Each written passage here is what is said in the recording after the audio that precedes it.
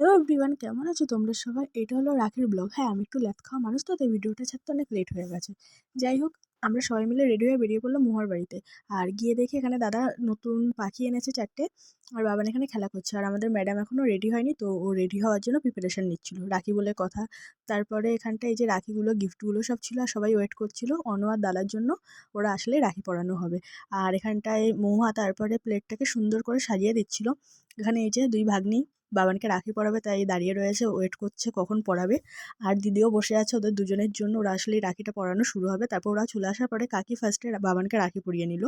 তারপরে এখানে বড় ভাগ্নি আর ছোট ভাগ্নি বাবানকে রাখিটা পরিয়ে নিল। তারপর দিদি অর্ণকে আর দাদাকে রাখিটা পরিয়ে নিয়েছে। তারপরে মহুয়া আমার বরকে পরিয়ে নিল রাখিটা, আর আমি দাদাকে। তারপরে রাখি পরানো হয়ে যাওয়ার পরে আমরা সবাই মিলে খাওয়া দাওয়া করে নিলাম দুপুরে।